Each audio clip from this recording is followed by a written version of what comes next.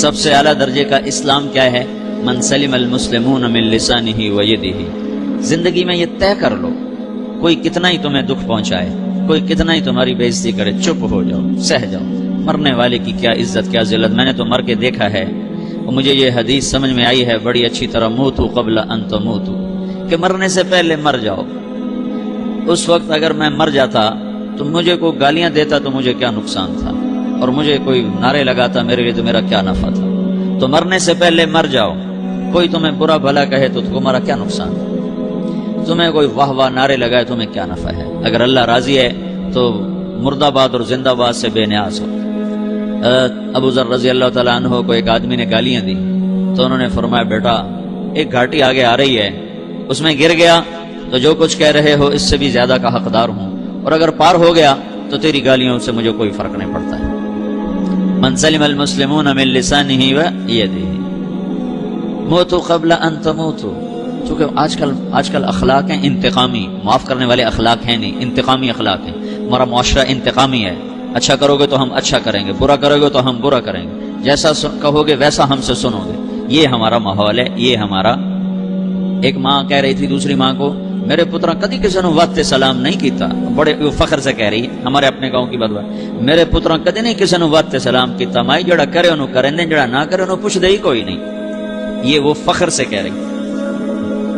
جو سب سے بڑا عیب ہے وہ سب سے بڑا فخر بنا ہو. میرے پترا کدی نہیں کسی نے وقت سلام کیتا. جب ماں باپ نے یہ سبق دیا تو اولاد کا کیا قصور ہے. ہمارا معاشرہ انتقامی ہے، ایک کی 10 سنانے کا ماحول ہے، تو آپ 100 کی ایک بھی نہ سناؤ. احنف بن قیس رضی اللہ تعالیٰ عنہ پہ ایک آدمی نے چڑھائی کر کے لگا ایک سناؤ گے نا تو 10 سنو گے میری طرف سے. تو احنف بن قیس کہنے لگے بھائی تو مجھے 100 بھی سنائے گا نا تو میری طرف سے ایک بھی تو نہیں سنے گی. ایک آدمی ان کی بڑی بے عزتی کر رہا تھا اور وہ چل رہے تھے اور وہ 100 گالیاں بک رہا ہے. جب آ گیا نا قریب شہر تو کہنے لگے دیکھ اب میرا قبیلہ یہاں رہتا ہے، اگر کسی نے سن لیا نا تو تیری بڑی دھلائی کر دے گا، تو تو نے جو مجھے گالیاں دینی میں کھڑا ہوں یہیں تو دے لے، تو اپنا سارا زور پورا کر لے تاکہ آگے تجھے کوئی تکلیف نہ پہنچا دے میری وجہ سے. تو وہ پاؤں پہ گر کے معافی مانگنے لگا کہ واقعی تو بڑے حلم والا ہے. وہ مشہور تھے اپنے حلم میں، بردباری، اور لوگ ان کا امتحان لینے آیا کرتے تھے کہ بھائی کوئی ہے جو احنف کو غصہ دلا دے، تو لوگ ناکام ہو جاتے تھے، ان کو غصہ نہیں آتا. ایسے ایک عرب سردار گزرا معن بن زائدہ، وہ بھی اپنے حلم میں بڑے مشہور تھے. ایک دفعہ لوگوں میں شرط لگ گئی کہ کوئی ہے معن بن زائدہ کو غصہ دلائے تو ہم اس کو انعام دیں گے. تو ایک شاعر نے کہا میں غصہ دلاتا ہوں، تم دیکھنا ایسے سیخ پا ہو جائے گا جیسے جانور. تو وہ چلا گیا اس کی مجلس میں، دربار لگا، عرب سردار تھا بہت بڑا، دربار لگا ہوا. تو کہتا السلام علیکم. وعلیکم السلام. تو معن بن زائدہ پر ایک دور بڑے فخر کا گزرا تھا، پھر اللہ نے اس کو بہت بڑی سرداری دی، بنو عباس کا بہت بڑا یہ وزیر گورنر تھا. تو کہتا اتذکر اذ لحافک جلد شاۃ اذن علاک من جلد البعیر. کیوں بھائی تجھے یاد ہے جب تیرا بستر بکری کی کھال تھا اور تیرے جوتے اونٹ کی کھال کے تھے؟ تو کہنے لگا کیوں نہیں یاد، بھلا کوئی ماضی بھی بھولتا ہے.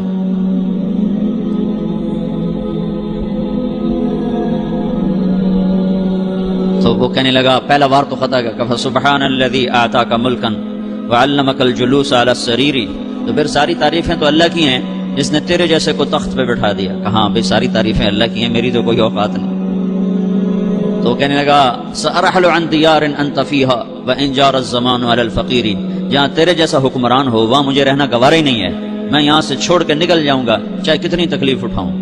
بڑے دربار میں یہ ایک گورنر اور وزیر سے بات ہو رہی ہے، تو وہ کہتا ہے اچھا بھائی اگر تو ہمارے پاس رہے گا تو ہم تیرا اکرام کریں گے، اور اگر تو جانا چاہتا ہے تو پھر رافقت کا سلام. تو وہ یہ بار بھی خالی گیا.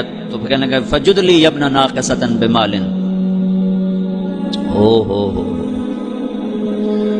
او گندی ماں کے بیٹے مجھے کچھ عطا بھی کر، میں بغیر پیسے کے سفر کیسے کروں گا. عرب کو کسی کو بھی ماں کی گالی دے دینا، پھر عرب سردار ہو.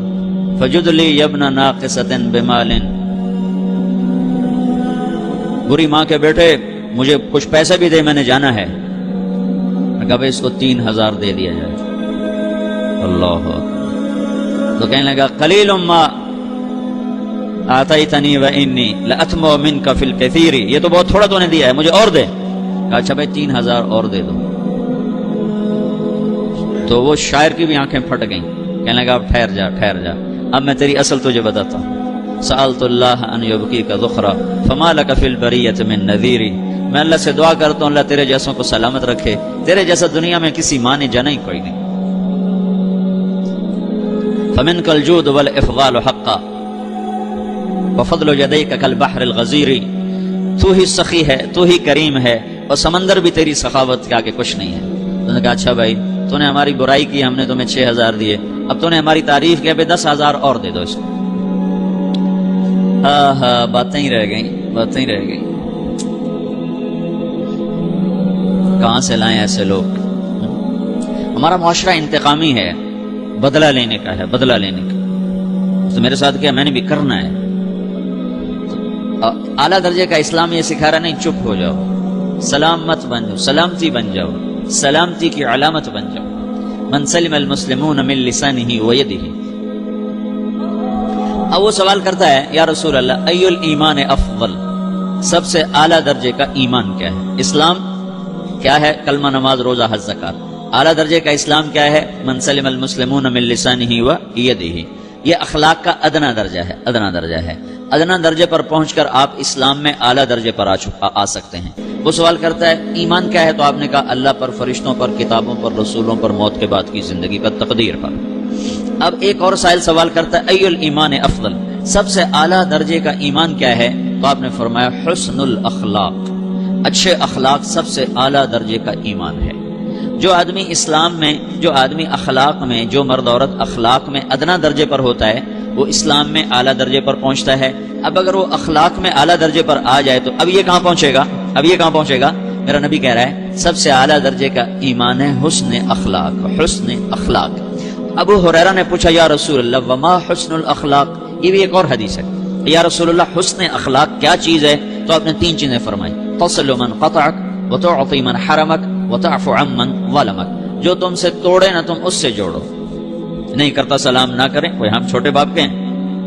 ہم تو کبھی بھی نہ کریں، ہم تو کبھی بھی نہ منہ تھوکیں بھی نہیں. ہم تو میرا نبی کہہ رہا ہے جو توڑے تم اس سے جوڑو، جو محروم کرے اسے عطا کرو، جو زیادتی کرے اس سے درگزر کرو. یہ 3 کام جو عورت مرد کر لے گا یہ اخلاق کے اعلیٰ درجے میں ہے. جب یہ اخلاق کے اعلیٰ درجے پر پہنچتا ہے تو پھر میرا نبی کیا بشارت دیتا ہے؟ ادنا درجے پر پہنچ کر تو اعلیٰ مسلمان کی بشارت ہے، اور اخلاق میں اعلیٰ درجے پر پہنچ کر میرا نبی کہتا ہے کاد الحلیم ان یکون نبیا، اعلیٰ اخلاق والا بس نبی بنتے بنتے رہ جاتا ہے. اعلیٰ اخلاق والا ایسے ہے جیسے کہ نبی، قریب ہے کہ وہ نبی بن جائے. یہ تو ہے نا ترجمہ، لیکن ہم ہمارے اردو میں کہتے ہیں وہ نبی بنتے بنتے بنتے رہ گیا.